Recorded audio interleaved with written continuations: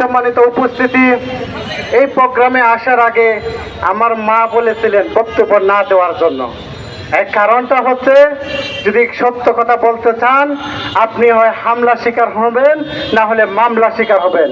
পরের দিন যদি আপনি ঘরে থাকেন হবেন খুন, বাহিরে আসলে হবে গুম। আমরা আছি ডিজিটাল এবং স্মার্ট বাংলাদেশের মধ্যে, আজকে এই রাস্তার মধ্যে বসে আছি। আপনারা সাধারণ মানুষদেরকে 10 টাকা চালের কেজি খাওয়াবে বলে আপনারা আসছিলেন ক্ষমতায়।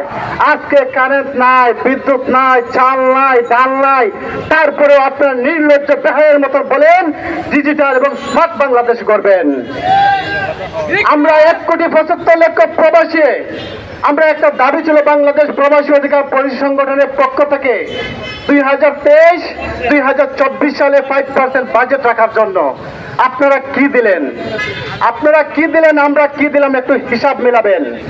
প্রতি বছর নয়, প্রতি মাসে নয়, প্রতিদিনে শত